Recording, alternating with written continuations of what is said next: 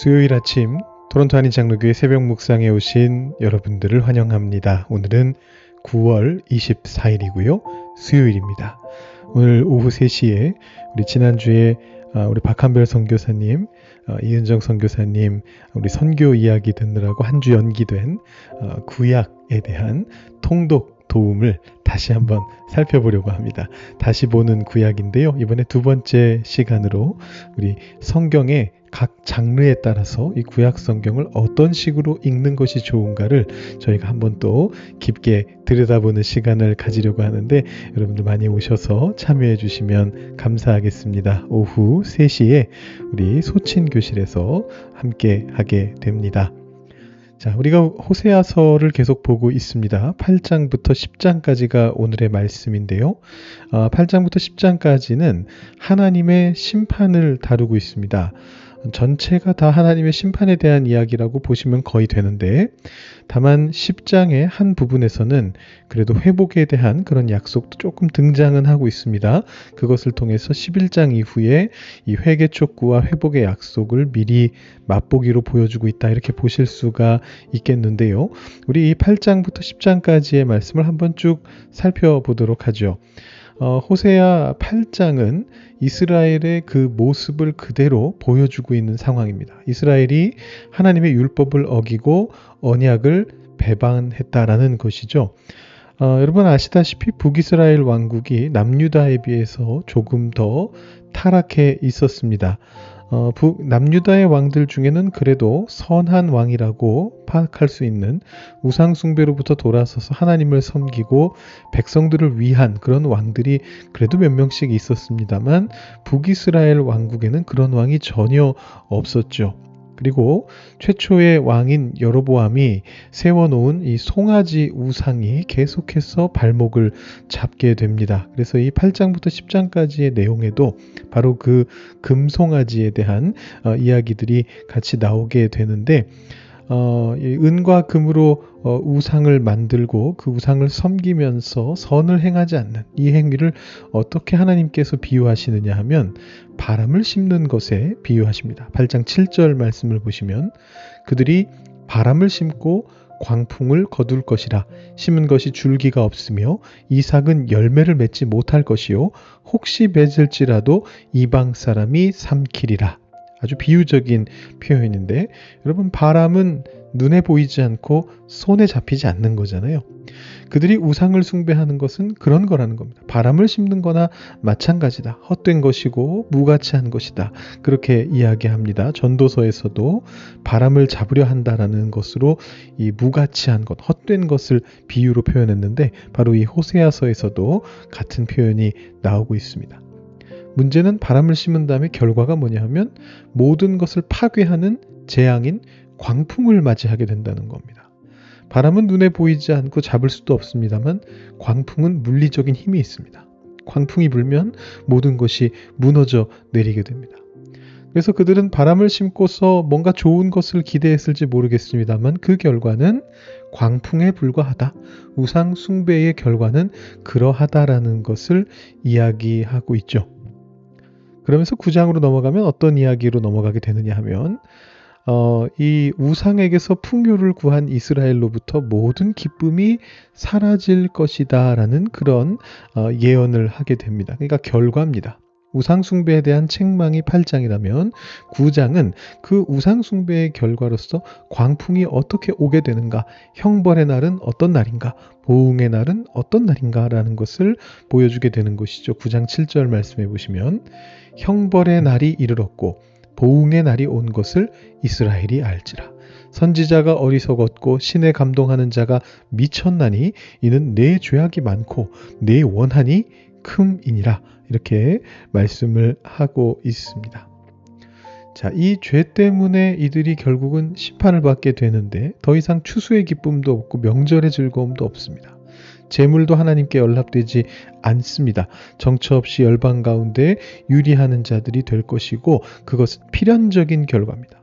하나님의 심판은 갑작스럽게 오는 게 아니고 이미 예고된 필연적인 결과로서 그들에게 주어지고 있으나 이스라엘은 영적으로 무뎌져 있다라는 그런 이야기를 하고 있습니다. 그래서 이 9장의 말씀을 보면서 하나님께서 경고하실 때 그 경고의 음성에 귀를 기울이는 영적인 민감성이 얼마나 중요한가를 우리가 생각해 볼 필요가 있겠습니다.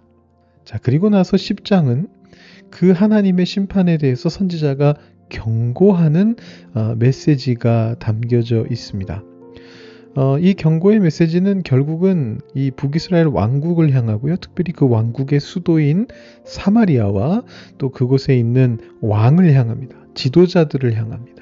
그들이 결국은 다 무너지게 될 것이다라는 그런 선언을 하게 되는데 그 모든 심판의 경고 속에서도 하나님께서는 회복의 길을 제시하셔요. 그것이 12절 말씀인데 아까 말씀드린 바로 그 말씀이고요. 이제 11장 이후를 예고하는 말씀이죠. 너희가 자기를 위하여 공의를 심고 인애를 거두라. 너희 묵은 땅을 기경하라. 지금이 곧 여호와를 찾을 때니 마침내 여호와께서 오사 공의를 비처럼 너희에게 내리시리라. 이렇게 되어 있습니다. 자, 그래서 이 12절이 8장부터 10장까지의 결론이 되면서 11장 이후에 회복의 약속을 예고하는 그런 내용으로 나오고 있는데요. 바로 이 구절을 지금부터 묵상해 보도록 하겠습니다. 제가 10장 12절부터 13절까지 두 절 말씀만 먼저 봉독해 드리고 그 다음에 저의 묵상을 한번 나눠 보도록 하겠습니다. 너희가 자기를 위하여 공의를 심고 인애를 거두라. 너희 묵은 땅을 기경하라. 지금이 곧 여호와를 찾을 때니 마침내 여호와께서 오사 공의를 비처럼 너희에게 내리시리라.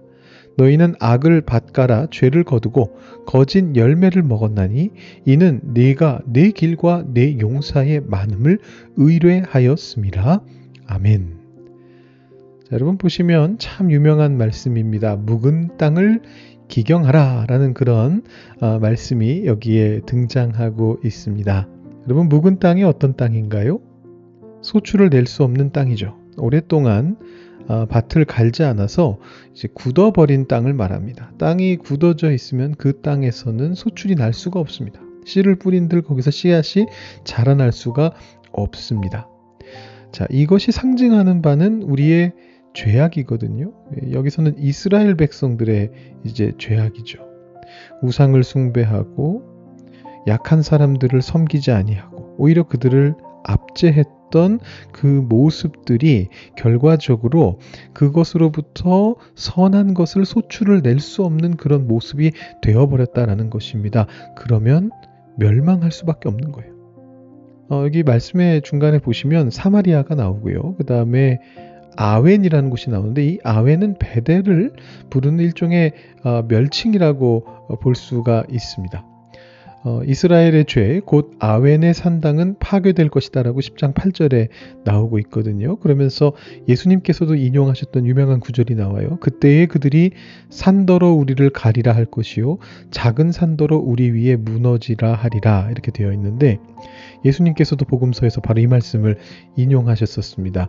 이게 얼마나 고통스럽고 힘든 상황이면 그 죄악에 대한 결과가 얼마나 어려운 상황이면 차라리 내가 산에 덮여서 죽는 게 낫겠다라고 말할 정도로 힘들다라는 그런 얘기를 하는 것인데 그것이 바로 멸망을 상징하는 것이거든요. 근데 이 사마리아는 북이스라엘의 수도고 베델은 북이스라엘의 제2수도에 해당하는 곳이었습니다. 그리고 바로 그 두 도시에 금송아지가 있었습니다. 사마리아에 금송아지가 하나 있고 베델에도 금송아지가 하나 있었습니다. 그래서 이 사마리아나 베델, 벳아웬, 아웬이라고 하는 이 표현들은 전부 다 금송아지를 숭배했던 우상숭배와 그리고 이 도시 지역에서 벌어지고 있었던 지도층이 어떻게 피지배층을 억압하는가 이 부분에 대한 것을 상징하고 있는 이제 그런 모습입니다. 그들은 땅을 기경하지 않아서 굳혀버렸습니다. 그래서 멸망할 수밖에 없는 그런 상황이 된 것이죠. 자, 그렇다면 이 멸망을 벗어나는 방법이 뭡니까? 어떻게 해야 묵은 땅을 기경할 수 있을까요? 멸망을 벗어나기 위해서 우리가 해야 될 것은 무엇이냐 하면 하나님을 찾아야 하는 것입니다. 오늘 말씀에 그렇게 되어 있잖아요. 지금이 곧 여호와를 찾을 때니. 자, 그런데 그 여호와를 우리가 어떤 방법으로 찾아야 하겠습니까? 말씀을 보시면 이렇게 되어 있습니다. 너희가 자기를 위하여 공의를 심고 인애를 거두라. 공의를 심고 인애를 거두는 방법을 통해서 우리가 여호와를 찾아야 된다. 그것이 묵은 땅을 기경하는 것이다 라고 그렇게 이야기합니다. 여러분, 공의를 심고 인애를 거두면 놀라운 일이 벌어진대요. 여호와께서 마침내 오셔서 공의를 비처럼 내리신다라는 그런 약속을 내려주고 계십니다. 여러분, 공의를 비처럼 내리는 것은 즐거운 일인가요? 아니면 힘든 일일까요? 여러분 생각은 어떠십니까? 여러분, 하나님께서 오셔서 공의를 우리에게 비처럼 내리시는 것을 우리가 반길 수 있을까요? 여러분, 제가 전에 한번 가끔 말씀드리는 것 같은데 그 경찰의 비유를 제가 말씀드릴 때가 있습니다. 어떤 거냐 하면요. 우리 사람들은 딱히 죄 지은 게 없어도 경찰이 나타나면 왠지 두렵다는 거예요. 뭔가 걸릴까 봐. 제가 그런 말씀을 비유적으로 가끔씩 드릴 때가 있는데 오늘은 다른 각도에서 한번 이 경찰 비유를 한번 들어보겠습니다. 여러분, 경찰이 나타나면 보통은 우리가 죄 지은 게 없어도 왠지 이렇게 눌리면서 무섭습니다만 경찰이 나타나는 게 엄청나게 반가울 때가 있습니다. 여러분, 어떤 때에 반가우세요? 바로 내가 뭔가 어디 좀 무서운 지역을 지나가고 있을 때 여기 지나가다가 왠지 강도당할 것 같고 좀 무서운 동네, 어두컴컴한 곳, 이런 곳을 내가 지나가고 있는데 옆에서 경찰차가 사이렌 딱 울리면서 윙 하면서 옆으로 지나가면은 반갑잖아요. 경찰이 내 편이니까. 경찰의 공의가 나를 구해줄 거니까. 그러니까 반갑잖아요. 여러분, 하나님께서 오셔서 공의를 비처럼 내리시는 것은 두 가지 효과가 있습니다. 공의를 원하지 않는 사람들에게는 이것은 재앙입니다. 여호와의 날이 임해서 여호와께서 공의를 이루시게 될 때에 사마리아의 지도층들은 그 밑에 있었던 사람들을 억압하고 있었던, 죄를 저지르고 있었던 이 사람들은 하나님이 공의를 비처럼 내리실 때 망해버리게 되는 거예요. 아까 말한 것처럼 차라리 산이 나에게 덮이는 게 낫다라고 말할 정도로 망하게 될 겁니다. 그러나 그 공의가 정말 반가운 사람에게는, 내가 지금 억압당하고 있고 내가 지금 눌려있고 그래서 하나님께서 공의를 비처럼 내리실 때 그것이 나를 구해낸다라는 것을 받아들일 수 있는 사람에게는 그것은 반가운 일이 될 수 있습니다. 여러분, 공의를 심고 인애를 거두라라는 말이 그런 얘기입니다. 내가 하나님의 공의를 기뻐할 수 있도록 나 스스로를 하나님께 맞춰가는 삶을 말하는 것입니다. 하나님의 공의를 내가 내 삶에서 이루어가는 그 삶을 말하는 것입니다. 그래야 인애가 거두어지고 그래야 우리에게 희망이 주어지게 되는 것입니다. 안타깝게도 그것이 그렇게 희망적이지만은 않습니다. 이스라엘 백성들은 실패했거든요. 여러분, 우리가 계속해서 봐왔던 것이지 않습니까? 호세아가 계속해서 말하고 있었던 게 그런 것이지 않습니까? 이 이스라엘은 지금 희망이 없습니다. 지금 여기 10장 12절에서 뭔가 희망적인 메시지가 주어집니다만 바로 다음 절인 13절을 보시면 뭐라고 되어 있느냐 하면 너희는 악을 밭갈아 죄를 거두고 거진 열매를 먹었다, 이렇게 이야기합니다. 그러니까 하나님께서 너희가 공의를 심고 인애를 거두라 라고 그렇게 말씀하셨음에도 이스라엘 백성들은 그러지 않고 거꾸로 악을 밭갈아서 죄를 거두었단 말이에요. 앞서 살펴본 것처럼 8장에서 바람을 심고 광풍을 거뒀다라는 것입니다. 하나님의 공의를 우리가 반기면서 우리의 삶을 그 공의에 맞춰 나가는 것이 결코 쉽지만은 않습니다. 희망적이지만은 않습니다. 그렇지만 우리에게 예수님이 계시죠. 정말 감사하게도 우리는 신약시대를 살아가고 있고 예수님께서 우리에게 그 공의를 추구할 수 있는 힘을 주시고 능력을 주시고 열정을 우리에게 주시게 됩니다. 여러분, 오늘 하루의 삶 속에서도 예수님을 힘입어서 공의를, 하나님의 공의를, 비처럼 내리게 되는 하나님의 공의를 기쁘게 반갑게 맞이하는 그런 삶을 살아갈 수 있게 되시기를 바랍니다. 제가 이 12절 말씀 다시 한번 여러분들께 읽어드리면서 오늘 새벽 묵상 마무리하려고 합니다. 여러분, 한번 눈을 감고 깊이 한번 들어보시고 그 말씀 가지고 오늘 하루의 삶을 하나님께 올려드리시면서 묵상하시면서 오늘 새벽 묵상을 마치시면 좋겠습니다. 너희가 자기를 위하여 공의를 심고 인애를 거두라. 너희 묵은 땅을 기경하라. 지금이 곧 여호와를 찾을 때니 마침내 여호와께서 오사 공의를 비처럼 너희에게 내리시리라. 아멘. 기도하고 묵상하시겠습니다.